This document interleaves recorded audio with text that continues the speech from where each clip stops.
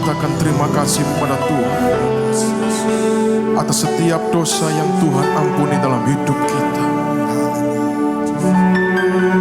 Sungguh Engkau Allah kami yang dahsyat Tuhan. Sungguh Engkau Allah kami yang penuh kasih. Terima kasih Yesus.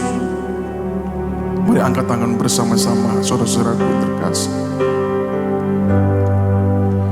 Sungguh besar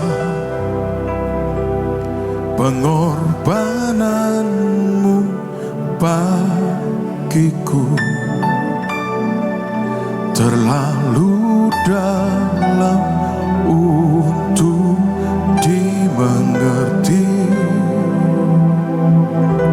Sungguh besar,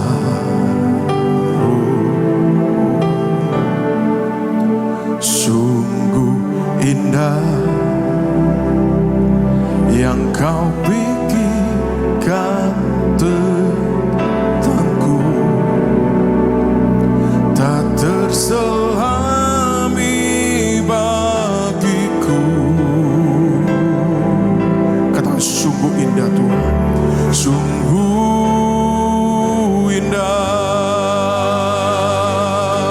Oh, sungguh besar pengorbananmu bagiku, terlalu dalam untuk dimengerti. Sungguh besar Tuhan, terima kasih. Haleluya. Sungguh indah yang Kau pikirkan tentangku, tak terselami bagiku. Oh, sungguh indah. Boleh berikan sorak-sorak tepuk tangan buat Tuhan. Katakan sungguh besar, sungguh besar pengorbananmu bagiku, tak terselami semua kasih-Mu Tuhan. Oh, sungguh besar, sungguh indah. Haleluya. Yang Kau pikirkan tentang hidup kami Tuhan, tak terselami bagiku. Oh, sungguh indah. Sekali lagi bersama-sama, angkat tanganmu, katakan sungguh besar, sungguh besar pengorbananmu Tuhan. Sungguh indah bagi setiap kami pengorbanan Tuhan. Kayu salib-Mu sungguh membuktikan cinta kasih Tuhan bagi kami. Haleluya. Sungguh besar, sungguh indah yang Kau pikirkan tentangku, tak terselami bagiku. Sungguh indah,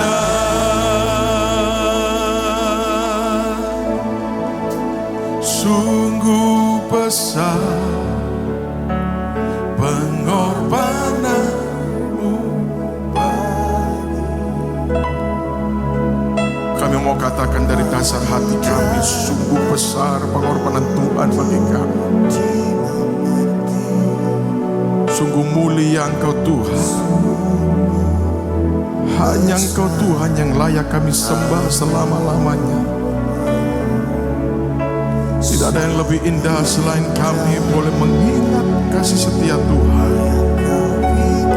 Sebab kayu salib-Mu membuktikan bahwa cinta kasih-Mu melebihi semuanya Tuhan.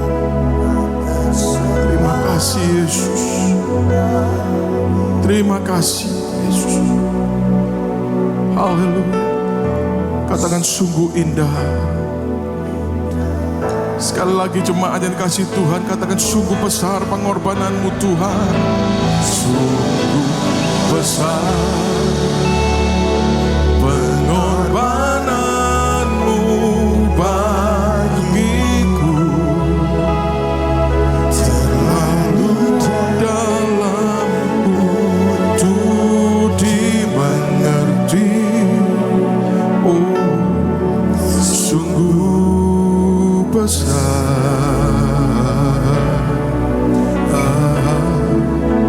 sungguh indah yang kau pikirkan tentangku, tak terselami bagiku. Oh, sungguh indah, sungguh besar.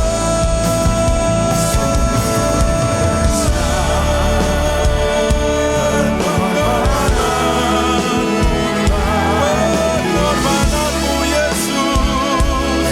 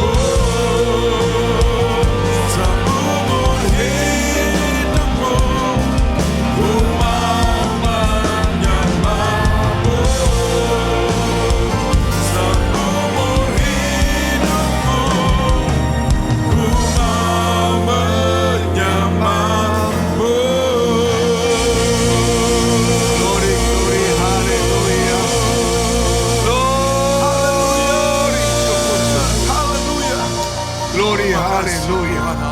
Terpujilah Engkau Tuhan. Jikalau hari ini kami boleh datang untuk Tuhan menikmati benih firman Tuhan yang telah jatuh ke tanah dan telah mati dan tumbuh menghasilkan buah keselamatan bagi kami semua. Engkau yang rela datang ke dunia sebagai manusia, dan Kau rela menderita sebagai manusia, dan Kau mati sebagai manusia. Tetapi Tuhan, Kau hidup selama-lamanya, karena Engkau adalah Tuhan Allah yang telah menjadi manusia hanya untuk menyelamatkan kami semua. Penderitaanmu, sengsaramu di kayu salib, Tuhan, itu benar-benar untuk membuat kami supaya dilepaskan dari kutuk dan dosa.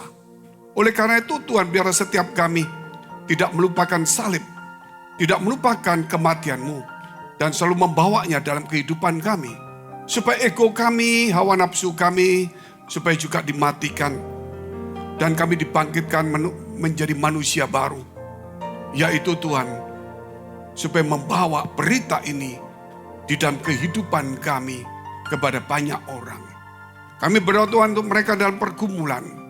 Mereka yang mengalami kesulitan, tantangan, pekerjaan, rumah tangga, kesehatan, keluarga, karir mereka maupun studi.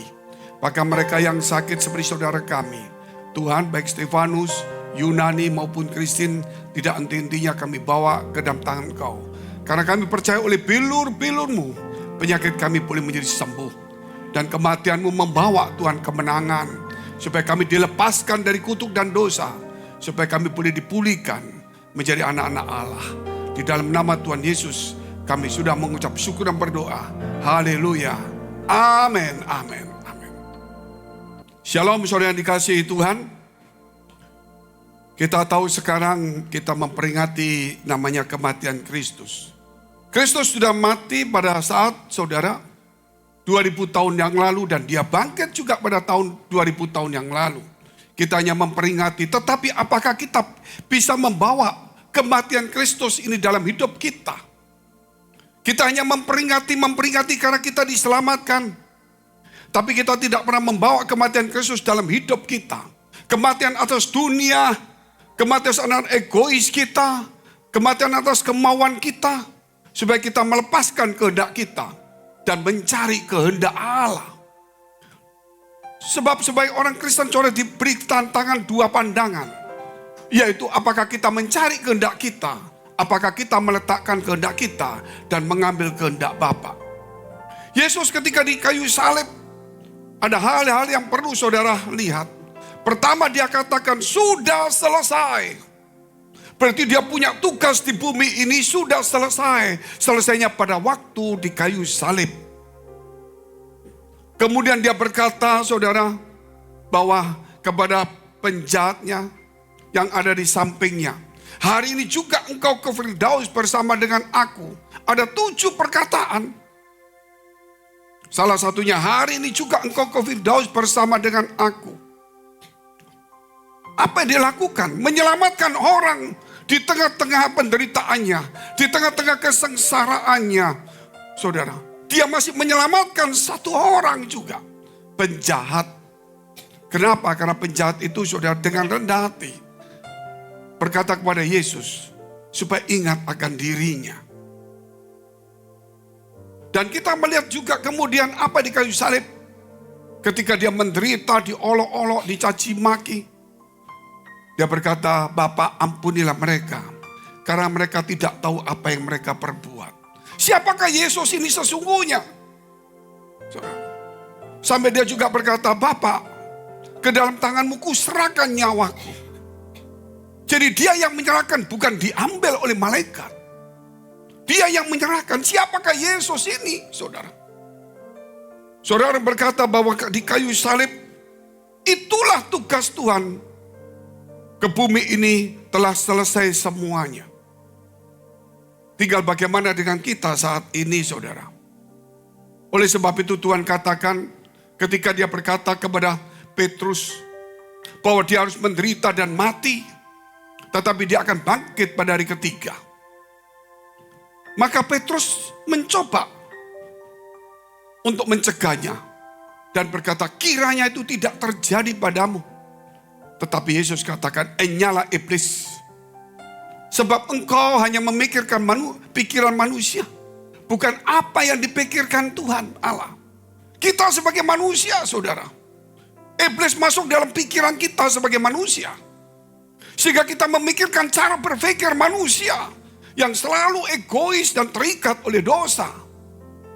Tapi kita lupa, saudara. Kita harus memikirkan dengan pikiran Allah. Karena kita telah diselamatkan dan kita telah ditebus. Dan kita membawa kematian Kristus dalam hidup kita. Sehingga bukan lagi dengan cara berpikir kita. Memang kita manusia, pasti ada pikiran juga. Namun kita harus menundukkan pikiran kita. Meletakkan di bawah kaki Yesus. Dan kita harus berpikir dengan pikiran Tuhan. Selama kalau kita hidup sebagai orang percaya, walaupun seorang pelayan Tuhan, tapi kalau selalu dengan pikiran-pikiran manusia, kita akan seperti Petrus yang ditumpangi oleh iblis. Tetapi siapapun saudara, walaupun saudara bukan seorang pelayan Tuhan, tetapi kalau saudara pemakai pikiran Tuhan, walaupun kita manusia, saudara, berarti kita tidak ditumpangi oleh iblis. Saudara lihat kiri kanan begitu banyak masalah yang terjadi di dunia ini. Banyak yang menghebohkan yang terjadi, saudara. Orang mencari sensasi, kontroversial. Semua orang berlomba-lomba, saudara. Sudah tidak lagi memikirkan kebenaran. Firman Allah berkata dalam kitab Amsal 23 ayat 23. Gak usah dibaca, saudara. Saya akan terangkan. Belilah kebenaran, jangan menjualnya. Kita ingat, saudara, di dalam kematian Kristus, dimulai dengan Yudas Iskariot yang mengkhianati. Di surga, Lucifer mengkhianati Tuhan, memberontak sepertiga malaikat saudara memberontak. Ketika Yesus di dunia, Yudas Iskariot mengkhianati Yesus. Dengan cara bagaimana? Dia menjual Yesus. Dengan cuma mendapatkan harta. Jadi sebelum kita masuk, saudara, kepada tema kita harus membawa kematian Kristus. Artinya, saudara, jangan lagi menjual Kristus. Karena kita sudah mematikan hawa nafsu kita. Jangan seperti Yudas Iskariot yang mengikut Yesus namun menjual. Oh, saya tidak pernah menjual. Jikalau kita hanya slogan di dalam khotbah kita, slogan di dalam firman atau di dalam pembacaan firman kita, tetapi hidup kita, saudara, jikalau hanya untuk mengejar di dalam pelayanan itu hanya popularitas dan uang. Tidak, saudara, bedanya kita dengan Yudas Iskariot. Hanya bentuknya berbeda. Sebagai pelayan Tuhan kita harus utamakan nomor satu, saudara. Bukan mengejar karir, bukan mengejar uang. Tapi mengejar Yesus Kristus. Ingat penjahat di sampingnya berkata, ingatlah aku Yesus. Kalau engkau datang sebagai raja, dia mengejar Yesus. Sampai ketika engkau datang, aku ingat, aku ingin. Supaya engkau ingat. Padahal di tengah-tengah dunia saat itu, saudara, penjahat itu mungkin mengejar apa yang dia mau. Tapi di akhirnya, dia menyadarinya. Saudara lihat itu, raja-raja, pejabat-pejabat, orang-orang kaya yang di dunia. Saudara siapa saja, artis-artis yang terkenal. Mereka sudah pergi, banyak yang sudah pergi. Yang lalu sudah banyak pergi. Apa yang ada sekarang? Uang, harta sudah tidak dibawa semuanya. Dan kita juga akan sama. Meninggalkan dunia ini, saudara. Dan kita akan hilang seperti itu juga. Ketenaran kita, kekayaan kita, mungkin selama 40 tahun dilulukan orang. Saudara. Belum tentu membawa kita dekat kepada Tuhan. Tapi bisa membuat kita, saudara, menjadi kilaf. Sebab itu bawalah kematian Kristus. Dan kebangkitan dalam hidup kita senantiasa. Oleh sebab itu kita lihat tema kita hari ini. benih kemenangan, keselamatan. Ada benih kemenangan dan keselamatan. Saudara, benih itu harus tumbuh. Namanya benih, saudara, harus tumbuh dia. Jikalau biji gandum tidak jatuh ke dalam tanah dan mati, maka dia tidak akan tumbuh. Oleh sebab itu menceritakan bagaimana Kristus, saudara, dia harus mati supaya keselamatan dan kemenangan itu terjadi dalam kehidupan kita semua orang yang percaya. Kita lihat dulu Yohanes 12 ayat 20 sampai dengan ayat yang ke-25. Di antara mereka yang berangkat untuk beribadah pada hari raya itu terdapat beberapa orang Yunani. Orang-orang itu pergi kepada Filipus yang berasal dari Betsaida di Galilea. Lalu berkata kepadanya, Tuhan, kami ingin bertemu dengan Yesus. Filipus pergi memberitahukannya kepada Andreas. Dan Andreas dan Filipus menyampaikannya pula kepada Yesus. Tetapi Yesus menjawab mereka, katanya, telah tiba saatnya anak manusia dimuliakan. Bagaimana dimuliakan?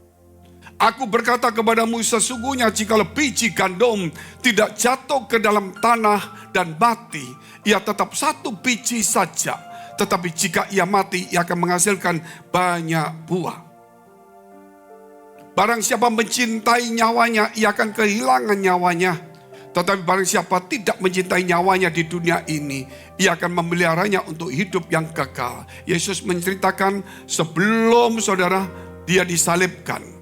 Ketika orang mencari dia dan dia berkata sedemikian, bahwa sudah tiba saatnya anak manusia akan dipermuliakan. Nanti kalau saudara lihat ayat di bawahnya, ada suara dari sorga berkata, aku memuliakan engkau dan terus memuliakan engkau selalu. Itu suara didengar oleh banyak orang. Mengapa? Karena Yesus mengambil keputusan bahwa dia harus jatuh ke dalam tanah dan mati. Artinya dia harus mati dan dikuburkan. Supaya benih itu tumbuh akibat kematian Kristus. Maka terjadi kebangkitan. Saudara, kebangkitan bagi orang-orang yang selama hidupnya yaitu diikat oleh dosa, hawa nafsu, egois. Tetapi sekarang di gereja, saudara, semua orang berbicara kematian Kristus, namun hawa nafsunya berkobar-kobar, egoisnya berkobar-kobar, ambisinya berkobar-kobar.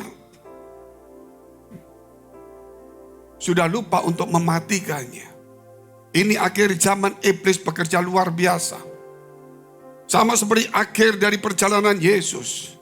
Yudas Iskariot, saudara, menjual Yesus demi uang. Di akhir daripada zaman, dikatakan pada zaman akan menjadi sukar. Orang akan mencintai dirinya sendiri dan menjadi hamba uang. Hamba uang. Untuk apa kita ke gereja? Untuk apa kita melayani, saudara? Untuk membawa kematian Kristus di dalam hidup kita. Supaya kita lagi, saudara, sebagai orang yang hidup ini tidak membawa ego kita, tapi membawa firman kebenaran itu yang mengubah hidup kita. Poin pertama, benih kemuliaan telah bertumbuh. Sama seperti sebuah pohon, saudara. Pohon itu tumbuh karena ada benih. Pohon itu tumbuh karena ada biji yang mati. Kalau biji tidak rela untuk mati jatuh ke tanah, kalau benih itu tidak ada di tanah, tidak mungkin ada pohon dan tidak mungkin ada buah, saudara. Sebab itu kita sebagai orang yang percaya hari ini, jikalau hidup kita, saudara, tidak diserahkan kepada Tuhan, maka apa yang terjadi dalam hidup kita? Kita tidak mungkin bisa berbuah. Tidak mungkin bisa berbuah. Ketika kita mati dan kita menyerahkan hidup kita, maka di situ berbuah. Yesus katakan, saudara, Tuhan katakan sendiri, Jikalau kita tidak di dalam Tuhan dan firman-Nya tidak di dalam diri kita tidak akan berbuah. Jadi kita harus membawa, saudara.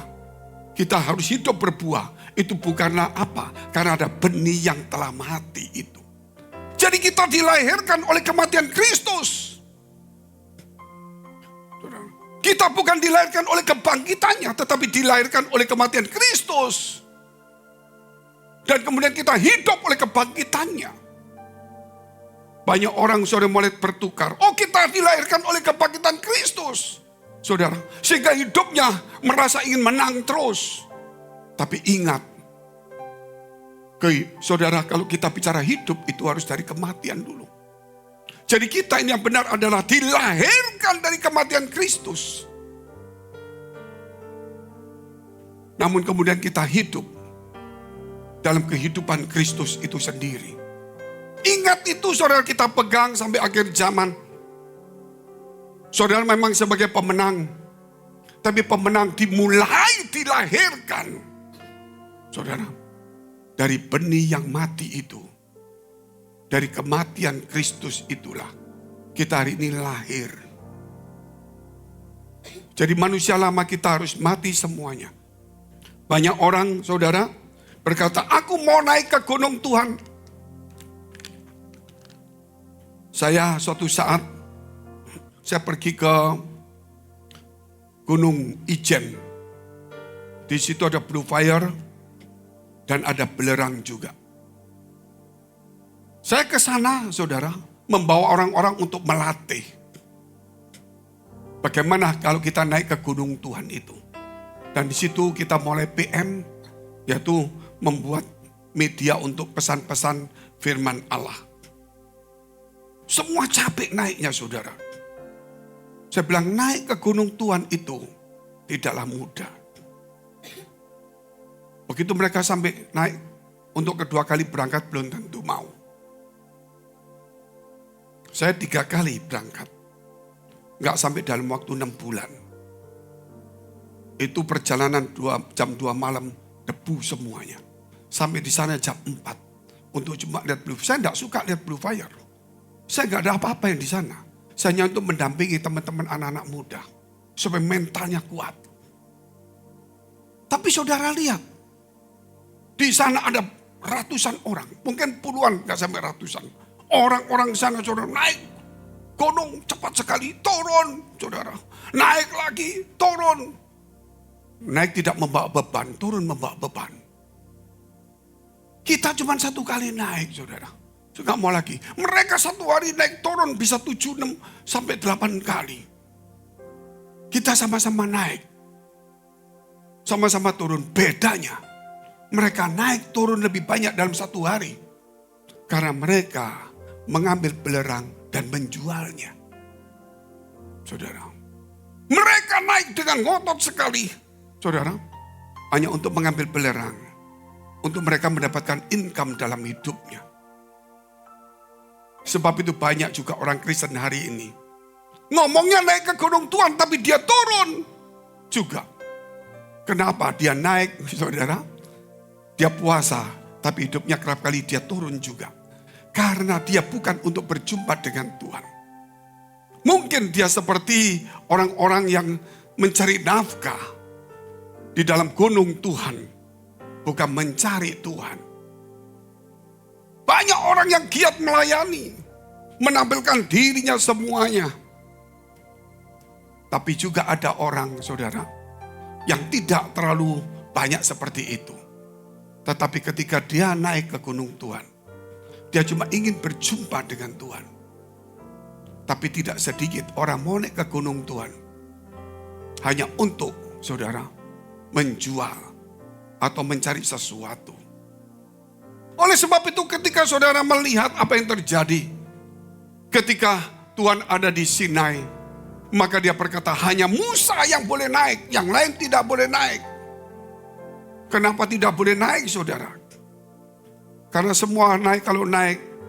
Mereka tidak mencari firman Allah. Mereka akan membuat sensasi. Saudara. Tapi Musa naik ke sana. Untuk mendapatkan 10 hukum Allah. Apakah saudara sekarang melayani dan mencari Tuhan? Untuk hidup di dalam hukum Tuhan. Atau mencari sensasi. Zaman sekarang saudara, kalau mau terkenal dapat uang banyak harus sensasi. Saudara lihat, harus sensasi. Apa yang dia khotbahkan, saudara, suatu hari dia bisa robah dalam hidupnya. Dia berkata harus setia, kemudian dia tidak cocok, dia berkhianat. Tapi dia ngomong orang lain harus setia. Semua itu saya kasih tahu pada hari terakhir ini. Hanya ada dua. Kita pertuankan Tuhan atau pertuankan Mamon. Tidak salah orang mencari uang. Tetapi di dalam kehidupan gereja, Tuhanlah sumber berkat, bukan berkat yang harus kita kejar. Hal yang kedua, tumbuh pengharapan keselamatan kekal. Tumbuh pengharapan dan keselamatan kekal. Ayat 26 sampai 31.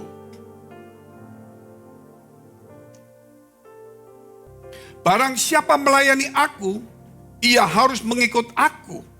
Dan di mana aku berada, di situ pun pelayanku akan berada. Barang siapa melayani aku, ia akan dihormati Bapa. Bukan dihormati manusia. Bukan mencari hormat manusia. Di mana Tuhan berada, kita harus berada. Dan siapa yang melayani sungguh-sungguh kepada Tuhan, akan dihormati oleh Bapa. Apa yang kita cari hari ini? Kita mau dihormati manusia. Jadi visi kita di dalam kekristenan, dalam pelayanan, sudah mulai melenceng, saudara. Apa yang Yesus katakan, jangan mencari pujian manusia. Kita mencarinya itu. Supaya dihormati Bapa, kita mau cari dihormati manusia. Ini terjadi di tengah-tengah ibadah. Di tengah-tengah mimbar juga. Yang diomong tentang Tuhan. Tapi firman-Nya, saudara. Kita harus lihat ayatnya. Sekarang jiwaku terharu dan apa yang akan kukatakan? Bapak, selamatkan aku dari saat ini? Tidak, dia katakan. Sebab untuk itulah aku datang ke dalam saat ini. Yesus datang untuk apa? Menderita. Bukan untuk diselamatkan dari penderitaan. Bapak, muliakanlah namamu. Maka terdengarlah suara dari surga. Aku telah memuliakannya dan aku akan memuliakannya lagi. Kapan dimuliakan lagi, saudara? Ketika Yesus sampai di kayu salib. Disitulah kemuliaan, saudara. Yang terbesar. Karena dia telah menyerahkan nyawanya.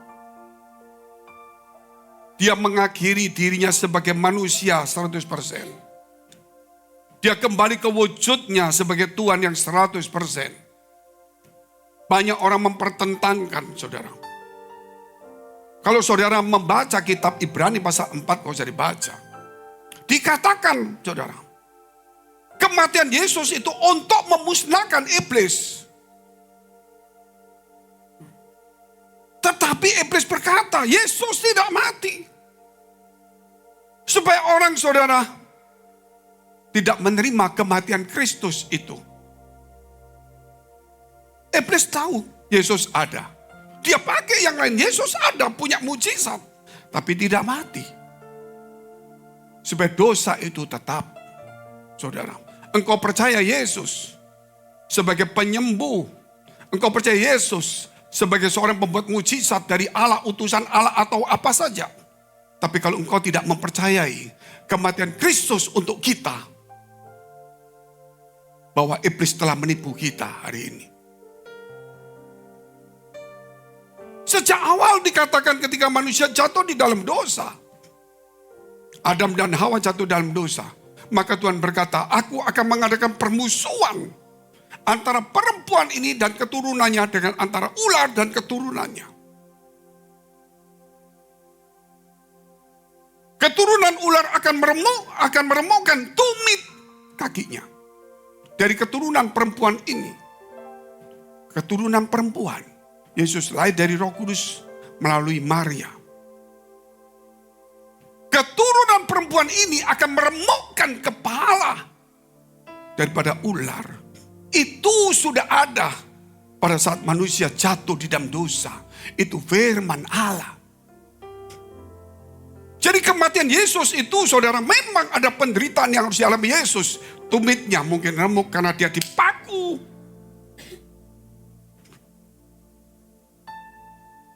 Tetapi iblis dimusnahkan. Bukan berarti iblis tidak ada di bumi. Tapi kematian Yesus, iblis diusir dari surga turun ke bumi. Dan semua kutuk dan dosa, kunci-kunci kerajaan maut diambil oleh Yesus Kristus. Orang yang takut akan kematian. Tapi Yesus memberitahukan, saudara, tentang adanya kebangkitan juga. Kematian maut telah dikalahkan oleh Yesus. Berbahagialah kita yang percaya Tuhan. Maut dan kematian tidak akan selalu bisa menguasai kita. Walaupun suatu hari kita akan dipanggil Tuhan. Tapi kita tidak dikuasai oleh kematian dan maut. Betapa luar biasanya kematian Kristus itu, darahnya. Sampai maut, kematian tidak menguasai hidup kita. Itu luar biasa. Saudara, ini hal penting sekali. Titik-titik kematian Kristus itulah. Bukan kita kenang setiap hari, kita keluar air mata karena Kristus sudah ada di surga. Saudara, dia menyiapkan rumah bagi kita. Tetapi yang perlu kita keluarkan air mata bukan melihat kematian Kristus. Kita keluarkan air mata kalau kita melihat diri kita dan saudara kita tidak membawa kematian Kristus dalam hidup kita. Kita selalu mencari hormat manusia. Saudara, mencari pujian manusia itu semua. Pelayan-pelayan Tuhan sudah bergayanya bukan sebagai hamba Allah, tetapi sebagai artis. Saya bisa undang pendeta yang terkenal, tapi bukan khotbahnya walaupun dia berkhotbah. Tapi saya undang dia bukan sebagai pendeta yang hebat, tapi sebagai seorang artis. Kenapa? Karena sensasinya, popularitasnya. Memang dia membawa firman Allah. Dia boleh di mimbar menyampaikan firman Allah. Tapi bagi saya undang dia bukan sebagai sosok pendeta yang mengajarkan kita, tapi sebagai sosok artis rohani. Karena yang dikejar adalah uang dan popularitas. Dan dari popularitas itulah, saudara, kita mendengar firman Allah yang dibacakan. Bukan teladannya yang kita cari.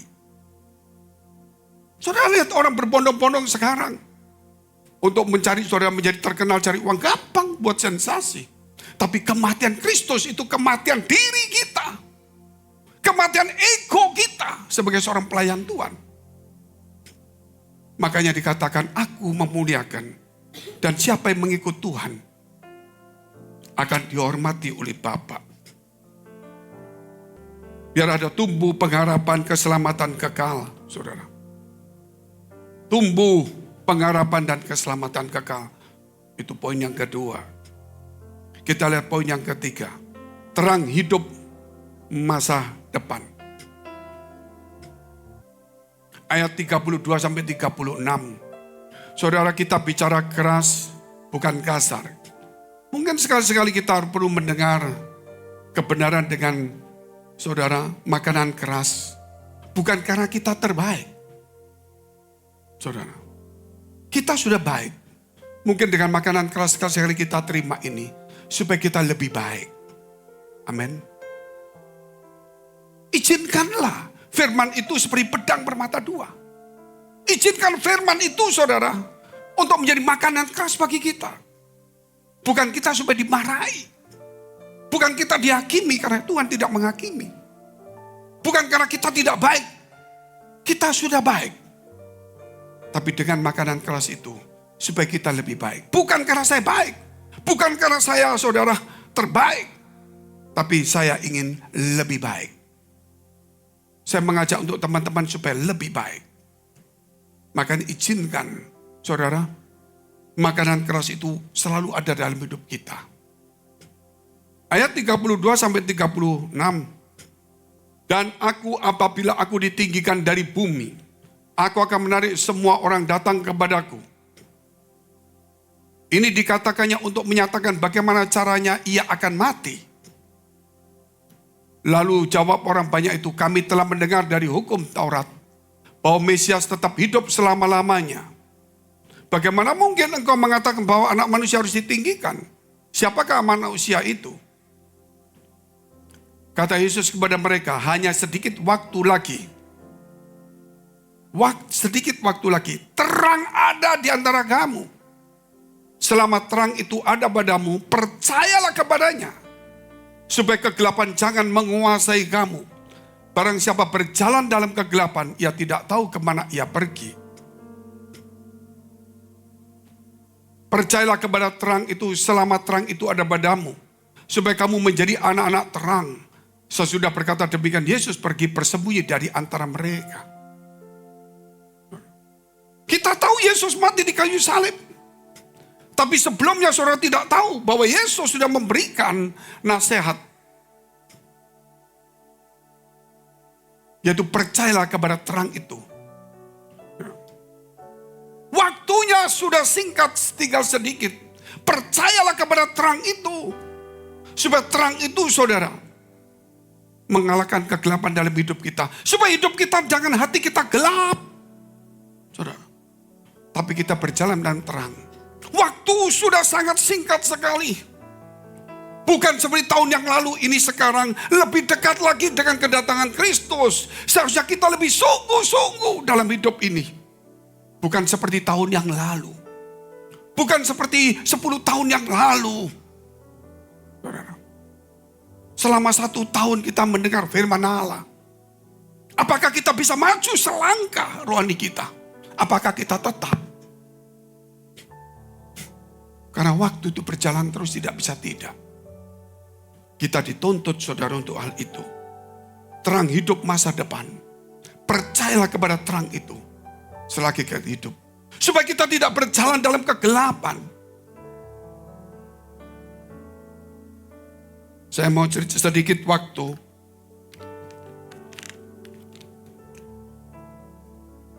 Waktu ada gempa bumi minggu lalu. Saya teringat juga, waktu Yesus menyerahkan nyawanya, maka terjadi gempa bumi, langit menjadi gelap, padahal jam 3 itu, siang. Waktu gempa bumi, saudara, orang pada takut semua. Saya mendapatkan satu firman Allah. Apakah uang itu menyelamatkan kita? Apakah rumah itu tempat perlindungan kita? Iya Pak. Kita terbang, kita merasa kita aman. Uang kita ada di situ. Kita punya rumah yang megah, kita merasa nyaman, tenang, aman. Kita punya mobil, merasa aman, semuanya bagus. Kita punya pengawal dan semuanya. Tapi waktu gempa bumi, saudara, saya lihat orang itu keluar dari rumah semuanya. Apakah saudara mau masuk ke rumahmu yang aman? Apakah saudara mau pergi ke bankmu yang aman? Pada saat gempa bumi itu, saudara, uang, rumah, kekuatan, kekayaan, kekuasaan tidak bisa menolong melindungi kita. Akhirnya kita hanya berharap kepada Tuhan. Sebab itu saudara hari ini, janganlah berlindung kepada kekayaanmu. Jangan berlindung kepada kekuatan dan kekuasaanmu. Berlindunglah kepada Tuhan. Bawalah kematian Tuhan untuk melahirkan engkau kembali di dalam kehidupan yang baru. Mari kita bangkit berdiri, kita mau berdoa.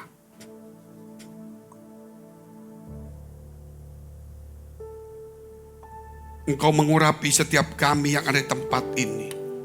Engkau sucikan setiap hati pikiran kami. Biar benih yang sudah jatuh dan tumbuh. Biarlah kami adalah buah-buah itu yang terus juga menaruh benih-benih kami supaya buah yang lain boleh tumbuh. Kau sucikan setiap kami, layakkan kami Tuhan. Supaya kami boleh dilahirkan kembali melalui kematian-Mu. Supaya ego kami, hidup kami tersembunyi di balik darah-Mu yang suci. Urapi kami semua. Terima kasih Tuhan. Mari kita berdoa syafaat. bukan untuk diri kita, tapi untuk semua gereja dan para hamba Tuhan yang ada di muka bumi ini. Kita sudah 18 tahun setiap ibadah mendoakan gereja dan para hamba Tuhan. Biarlah ini terjadi. Kami berdoa Tuhan untuk semua gereja, hamba Tuhan dan jemaatnya. Kiranya Kau memberkati mereka supaya mereka menjadi berkat dan hidup mereka berdampak. Kami berdoa Tuhan untuk semua gereja yang ada di seluruh dunia. Untuk para pelayan Tuhan, hamba Tuhan, dimanapun mereka melayani dan berjemaat, dipenuhi orang-orang yang takut akan Tuhan dan tulus hatinya. Kami berdoa untuk semua gereja yang ada di seluruh dunia, supaya mereka bersatu rukun dan tidak terpecah-pecah. Supaya mereka percaya Yesus adalah Tuhan bagi kemuliaan Allah Bapa di surga. Di bagian gereja di mana kami menggembalakannya, dengan membawa kematian Kristus atas hidup kami. Kami berdoa untuk setiap persembahan yang dipersembahkan umat-Mu, kiranya menjadi dupa yang harum di hadapan Tuhan. Dan Kau memberkati segala pekerjaan rumah tangga, kesehatan, iman rohani mereka sampai kepada anak cucu mereka. Kebajikan kemurahan Tuhan selalu menyertai kami. Mari dekapkan kedua tangan-Mu di dadamu. Untuk menerima berkat itu mudah dan pasti. Namun kerap kali hati kita tidak tahan uji, menjadi kikir, sombong, sibuk, dan kita menjadi manusia lama. Sebab itu firman Tuhan berkata, biar pada hari ini jagalah hatimu dengan penuh segala kewaspadaan, karena dari situlah terpancar kehidupan. Jadilah berkat dan terimalah berkat rahmat anugerah dari Allah Bapa di surga. Di dalam putra tunggalnya Yesus Kristus, yang sudah mati bagi dosa-dosa kita, dan bangkit pada hari ketiga sehingga kita punya Tuhan Allah yang hidup. Dan iman kita bukan kepada Tuhan yang mati, dan Dia yang surga menyediakan rumah bagi kita, sehingga kita punya pengharapan yang pasti. Dan Dia akan datang kedua kali menjemput gereja, jemaat dan umatnya, yang berjaga-jaga, kudus, dewasa dan bijaksana, serta menghakimi dunia di dalam persekutuan dengan Roh-Nya yang kudus, membuat hati kita berkobar-kobar, roh kita menyala-nyala, sehingga kita senantiasa di dalam kasih semula kepada Tuhan. Roh yang kudus menghibur, menguatkan, memelihara, menginsafkan, menyucikan, menguduskan kita, dan membuat kita menjadi saksi Kristus mulai hari ini sampai selama-lamanya. Kita akhiri dengan doa yang diajarkan Tuhan Yesus pada kita. Bapa kami yang ada di surga, dikuduskanlah nama-Mu, datanglah kerajaan-Mu, jadilah kehendak-Mu di bumi seperti di surga. Berikanlah kami pada hari ini makanan kami yang secukupnya, dan ampunilah kami akan kesalahan kami, seperti kami juga mengampuni orang yang bersalah pada kami. Dan janganlah membawa kami ke dalam pencobaan, tetapi lepaskanlah kami daripada yang jahat.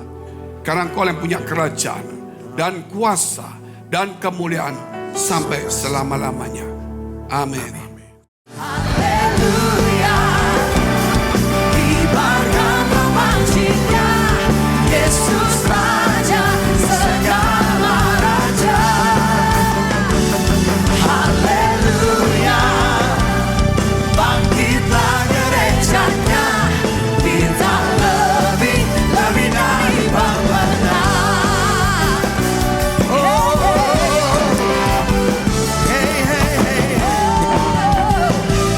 Wahai umat yang lebih dari pemenang, angkat suara mengatakan, lebih dari pemenang dalam segala